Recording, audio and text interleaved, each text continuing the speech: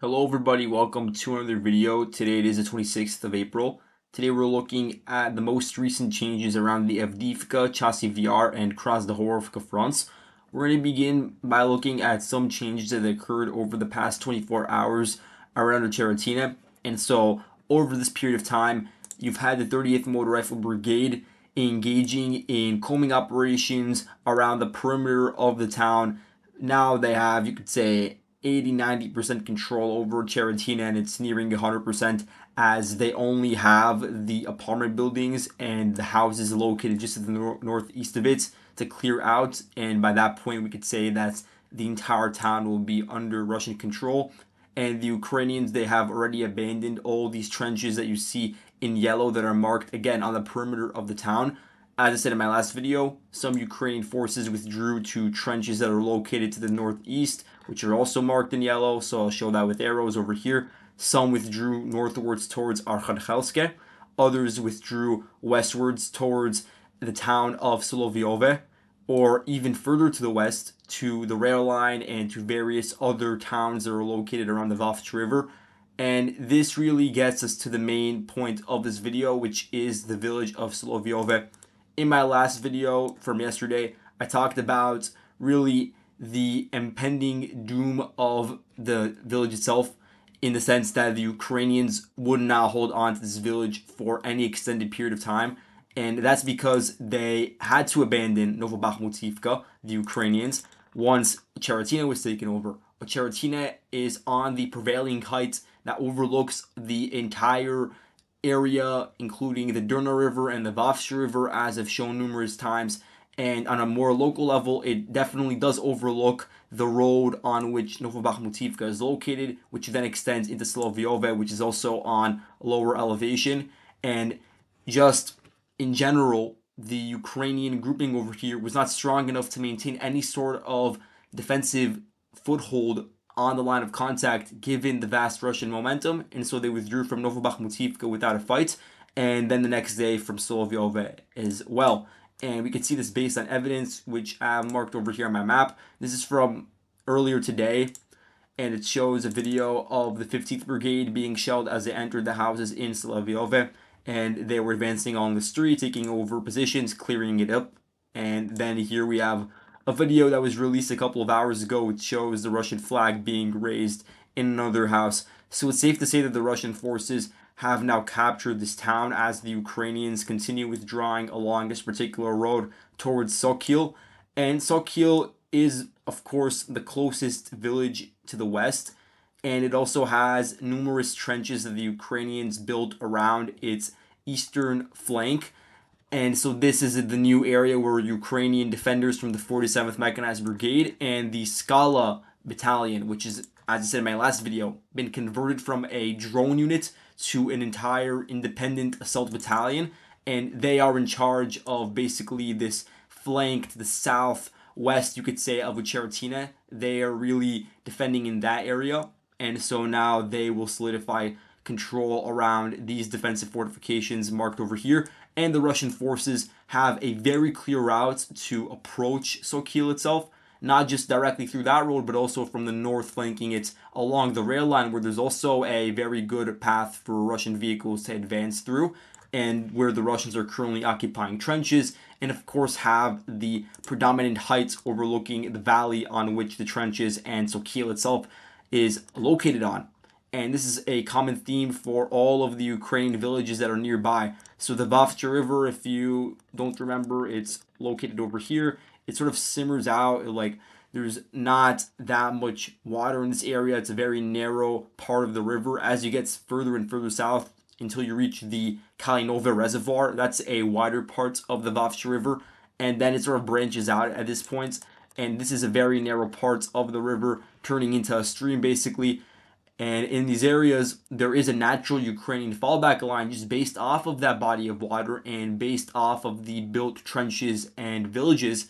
But in any case, it is still located in very low elevation, and all of that is being overlooked from positions that the Russians are currently controlling or could very easily get under their control if they continue pressing along the current vector of attack. And as I was saying in my last video, the capture of Solovyiove is the nail in the coffin for the current Ukrainian defense line located on hills that are to the west of the Drina River Valley. And so I'm marking them with these red rectangles. These are the Ukrainian positions where they're currently holding up in tree lines and fortifications built to the west of an area like Semenivka, which I personally believe no longer has a Ukrainian presence, but have not adjusted the map because there isn't enough proof of that yet. And so what we see is that this, I guess you could say, 7 kilometer wide front, it's now under threat.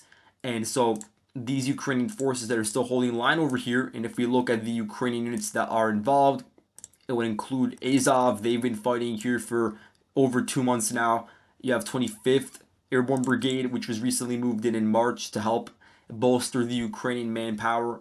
Another unit that was recently moved in, 61st Mechanized Brigade. It was moved in from Ukraine's reserves, one of the last reserve mechanized brigades they had at their disposal. And you can see there's some other territorial defense units and smaller rifle battalions or special regiments from National Guard or police detachments, drone groups. All of them come together to make up this defensive force. And now they are being flanked not only from the high ground but also from the north. And so the sooner they withdraw, the more manpower they will be able to preserve in their individual platoons. And already, as I said before, their escape routes are limited. There's only 2, I believe, paths that are actual roads to get out of here from the actual line of contact. If you see from Semenivka to Novoselivska, Persha, and then there might be another one from Brdichi to Novopokrovsk. And so this is an issue, as they're going to definitely be fired upon by Russian drones, artillery. Fabs, by the way, are working over here overtime, you could say, because as the 47th Mechanized Brigade reported last week, only in the Ocheretyne section of the front line, a bit further to the north, on a daily basis, they mentioned that there are 20 to 30 Fab bombs being dropped, and that's of all kinds, 500 to 1,500 on Ukrainian positions. And so you can imagine, by extrapolating that, how many are being fired across the entire front line, especially in some of these open areas and fortifications. It does yield a lot of damage. So the Ukrainians will have to withdraw from their current positions at least 5 kilometers westwards, when that would be the next sort of fallback option for the Ukrainians, as it would be based around the villages of Umanske, then Novoselivka, Persha, and then Novopokrovsk. But the issue is the Russian forces already have a foothold within this potential Ukrainian line of defense before the Ukrainians have even sort of solidified a grasp over how it should be manned, because they have control of Solovyove, which means that from the northern flank they can directly attack Novopokrovsk and by extension all the other villages I mentioned. And so it's already being undermined before the Ukrainians could even set it up. And so the Russian forces are aware of that. They're taking advantage of this lack of preparedness from the Ukrainians, which could leave them even more exposed from this northern flank and forcing them to withdraw even further westwards.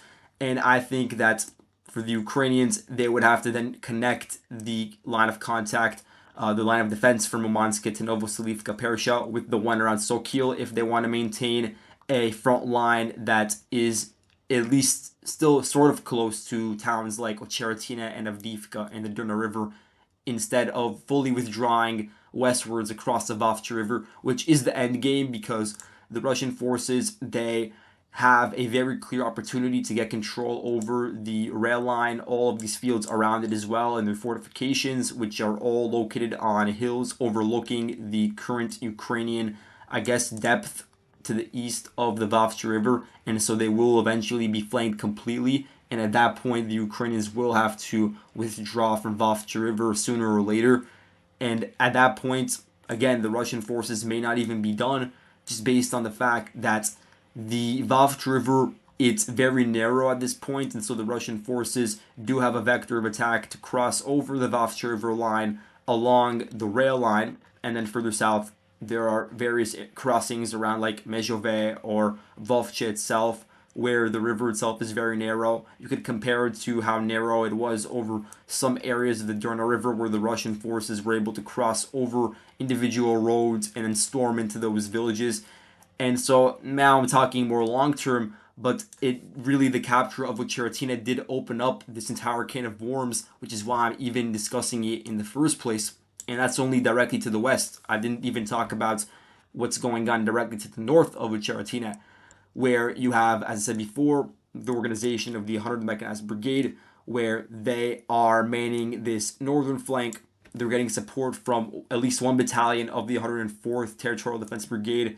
You have the 23rd Mechanized Brigade, a Ukrainian unit that was moved in several months ago as a reinforcement, and it appears they've been rotated out of the fighting over the past few weeks after experiencing a lot of attrition. And so the 47th Brigade was not afforded that privilege, which gives an idea about the wherewithal of those two units in comparison. But the 23rd is also supposed to be on the rear over here. Maybe could be recalled if the situation gets dire. You have at least one battalion of the Presidential Brigade. It has another battalion that is stationed around Chasiv Yar. As before, 115th Brigade. They are also operating over here to the north, and they had some of their companies severely damaged in the retreat and really all the fallout as a result of the capture of Ocheretyne. And so they're also experiencing attrition only after 2 weeks of being at the line of contact. But nonetheless, most of their fighting force should still be combat capable. The ones that were able to get out of the situation around Ocheretyne. You have this individual battalion of Ukrainian territorial defense units. And so I have mapped out pretty accurately, I believe, the placement and the composition of the Ukrainian defense around here. And what you could see is that the Russian forces do have opportunities to cut off the Ukrainian positions in Novokalinove and Keramik. And day after day, it is becoming more dangerous for the Ukrainian garrison over here, which again isn't even the most experienced one they could have used, the one that's the most well trained with the best equipment, the best manpower. But nonetheless, you could see how the route from the east to supply it along the H20 highway has already been cut off. So the Russians, in advance, they attacked along the flanks and cut the supply lines. To the east, they have control over heights overlooking Keramik, Novokalinove, and to the south, they also have heights overlooking it. And so the Russians are already shaping the battlefield in a way that could squeeze out the Ukrainians without even assaulting it. But there could, of course, be direct assaults onto these villages, given the exhaustion of the Ukrainian forces and Russia's momentum. If we look at the other Russian units involved in the capture of Novobakhmutivka, there's actually a photo of them together. So you have the 15th Motor Rifle Brigade. They have some resources south of Novokalinove. They also have some resources shelling around Berdichi. And they also advanced into Solovyove. And they did so in conjunction with the Arbat Special Purpose Battalion. And this is a very interesting unit that we saw come into the fold, especially during the Avdiivka offensive. Apparently, they're mainly made up of these ex-Wagner fighters who then signed contracts with the Russian Ministry of Defense, and they were put into this particular unit. It's a unit that's under the 2nd Army Corps, so DPR fighters, and they have various drone specialists, electronic warfare specialists, and a lot of infantry. And so they've been engaged in a lot of the offensive activities around here, acting as a support element that has additional experience for the regular Russian army as they're advancing. And so they were pictured around Novobakhmutivka as well, helping with these assaults. And one last thing is that there are some pro-Russian reports that the Russians have already advanced past Ocheretyne and are assaulting these houses, these dachas that are pretty close to Arkhangelsk. And there's one road that directly reaches the village of Arkhangelsk over here, and the trench is built on its western side. And so that's not confirmed, but just keep an eye out for what happens over here, because this village is also in a very difficult position to defend when you look at its elevation, located on a valley, of course, and it's just directly being overlooked by the apartments in Ocheretyne. So I would keep an eye out for what's going to go on around here. Now let's move on to the Chasiv Yar front, where we have a minor change. We see the Ukrainians were able to successfully reclaim a trench the Russians had captured earlier this year. Maybe it was in December or January. And you can see it over here. It's like, let's measure it, about 600-meter wide trench. And the 4th Battalion of the 92nd Brigade, they re-entered the trench south of Ivanivske with 2 Ukrainian soldiers that did it. And there's a 6-minute video of them just like combing through the various zigzags in the trench to ensure that there is no Russian presence. And so it shows the Ukrainians trying to gradually improve their positions in the field south of the village. Some of that is being done in order to prevent the Russians from attacking through that vector, because that would, again, compromise the northern flank of Klishivka. It has very little to do with counterattacking into Ivanivske, because as you can see, the Ukrainian forces required to do so would be massive, and they are only sending in a very small force to occupy this trench, and so it has a more local significance. But in any case, if we look directly at Chasiv Yar, what we'll see is that over the past few weeks, there has been a decrease in the pace of the advance. In fact, I haven't really talked about it recently because the Russian priority has shifted towards Avdiivka. It doesn't change the fact that you have many Russian VDV elements that are fighting around here, and I have a lot of them added on the map, as you can see when you click on the icons. And they're all under the 98th VDV division for the most part. And so that unit was involved in a lot of fighting over the past few months. And so it would make sense if there was a short period of cooling down. But on the other hand, the Ukrainians did move in a lot of reinforcements to hold the line around here. And they were moved into positions that are basically around the Donbass Canal, where the Ukrainians actually do have a massive elevation advantage overlooking many of the fields through which the Russians assault. Not all of them. In some areas, the Russians were able to achieve parity, but in other places, the Ukrainians definitely do have the height advantage, and that was something that benefited the reinforcements that we saw moved in. So if we're looking at reinforcements, 41st Mechanized Brigade moved in from the Kupiansk fronts. Further south, you have 42nd Brigade, one of the newer brigades that was admitted into the AFU, but they're also defending around here. They were defending around Ivanivske for a while. You have 67th Mechanized Brigade. This is a very interesting case because I think it was a week ago, there was a scandal relating to this unit that I really meant to talk about. The 67th Mechanized Brigade, I think it was formed in November of 2022, and it's the core of it, at least, is mainly made up of people that were part of the Ukrainian Volunteer Corps, which is the military wing of Right Sector, which is a pretty small Ukrainian political party on the right wing side, as is part of their name, actually. Pretty funny. But they are this more ideologically motivated and way more experienced unit, and they had their own autonomy, especially under Zaluzhny. But since Syrskyi has taken over, he's tried to standardize the unit itself, trying to replace commanders that may not be fit, adding in more mobilized soldiers, and generally trying to get it to adapt and conform to the broader norms of the rest of the AFU. And so that's something that's, of course, the core of the unit resisted. And now the Ukrainian officials, they're trying to, they're making these various allegations about the leadership of the unit, accusing them of malpractice, accusing them of abandoning positions near Chasiv Yar that were supposed to be defended, which allowed the Russians to even advance towards the outskirts on this suburb over here in the first place. And there were also accusations that they were mistreating mobilized soldiers. So, for instance, separating them from the core ideologically driven volunteers from the right sector, and the mobilized units would just be sent directly to trenches on the front line. And so now all of that original core of the brigade has been moved to other units. And so there is a massive reshuffling in this unit. And so now it's composed of totally different manpower, which again does have an impact on their performance on the battlefield. But nonetheless, since that's happened, there haven't been any changes to the front line around Chasiv Yar. The Ukrainians definitely did move in reinforcements to hold the line over here. And for now, it has not changed. Now, moving on to Krasnohorivka, the Russian forces are in the process of overrunning the Ukrainian line of defense centered around the industrial zone.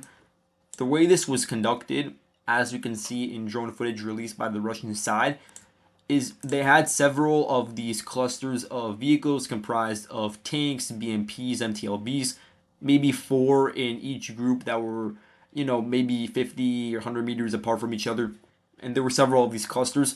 They were advancing along the rail line, and at a certain point, they crossed over into the cemetery area, which the Russians over the past week had cleared out, definitely in preparation for this operation. And so they crossed over into the cemetery area, a more open part of the front line, and they crossed over generally along this vector of attack. Maybe some advanced even deeper into Krasnohorivka and then took a turn to the north. But those particular details don't matter as much because eventually they reached the same area. They reached the refractory parts of the industrial zone, and the actual columns, a lot of them were, one of them at least from the drone footage, was led by a turtle tank. Not sure which tank it actually is, but it had the tank covering with those metal sheets on all of the sides, 360. And the turtle tank itself, it had a KMT6 mine plow on it, which is very important to ensure that the vehicles behind it in the column don't actually get hurt along that route. And so eventually the turtle tank stopped advancing along with the rest of the column because something with the mine plow got stuck at some point. And so the rest of the vehicles continued advancing under heavy FPV fire, artillery fire, including from cluster munitions, ATGM fire. And so the Ukrainians really threw everything they had at preventing this Russian assault from succeeding.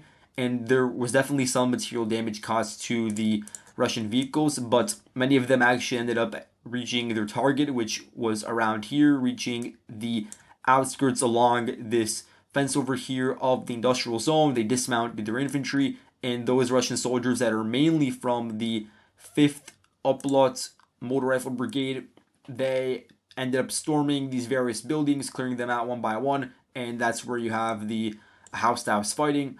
Here's a video. I'll actually show it to you guys later on, the drone footage, but there's one video of the Russian flag being waved in the brick factory, confirming a Russian presence over there. Ukrainian mapping channels, they reported that this section of the zone was captured by the Russians, and so I've, reflected that in my own mapping of the situation.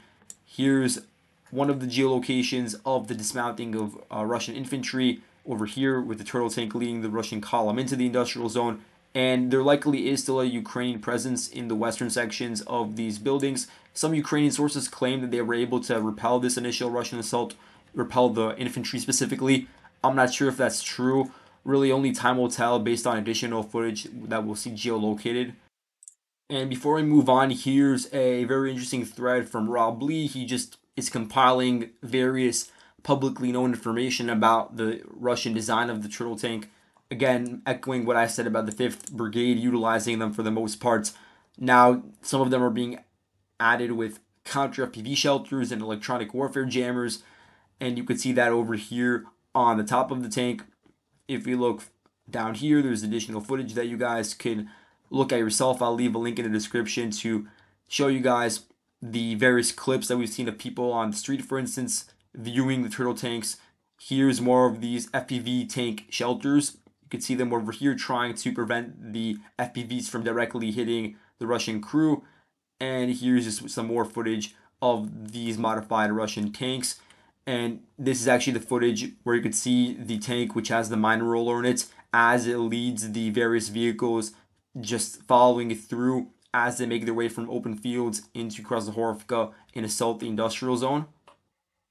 And here we have drone footage that gives us a view of the battlefield. This is the area where the Russian flag was flown in the brick factory. And now the drone's going to zoom out in a second so you guys get a holistic view of the situation. This is an area where it's pointing left, where the Ukrainians likely have more control. And then, as you can see, the drone footage moves more and more to the right. That's where there's actually the Russian control. So in terms of the actual positioning, I marked it with these red lines as a general overview. And then you can see further north, there's various other facilities that needs to be cleared out. And then the flanks we'll get to in a second. So really, given the strong Russian presence along the rail line by the 5th Brigade, the Ukrainians really did not have any ability to continue holding up positions in these trenches marked to the east of Krasnohorivka. So eventually they just withdrew all the way further north towards these apartment buildings over here. And depending on the mapping source you'll see, some are actually claiming that the Russians have taken over additional parts of the trenches over here along this road going northwards and already reaching this road, which is very close to the apartment buildings. So definitely the Russian forces are trying to secure this eastern flank in order to get deeper attacks into residential areas within Krasnohorivka. Additionally, on the Velika-Novostilka axis, we see that there was a minor change to the front line. really at the beginning of the year, there was a little bit of movement with the Russian forces slightly improving their positions just to the east of Urozhaine. And then in recent weeks, the Ukrainians have also conducted these localized movements around Staromayorsk and Urozhaine, but it's just been so minimal, and the men involved, it's just such a minuscule amount that I just didn't feel the need to talk about it. Now we have a bit of a larger advance, and when I'm talking about large, it's of course in relative terms because this is a 1.3 kilometer advance, but you had Russian vehicles presumably advance along this road that's pretty close to the Mokry Yali River, and then they actually occupied positions within the southernmost warehouses in Urozhaine. And of course, at that point, they were met by Ukrainian response. You had heavy Ukrainian shelling of those warehouses. And so that gives you an idea of the Ukrainians still trying to respond back to these Russian advances. But the fact that the Russians are even trying to attack around here at this point shows that there may have been a gradual depletion in the amount of Ukrainian manpower around this village as other parts of the front line became more critical. And so now the Russians are sensing an opportunity and maybe trying to gradually expand their control around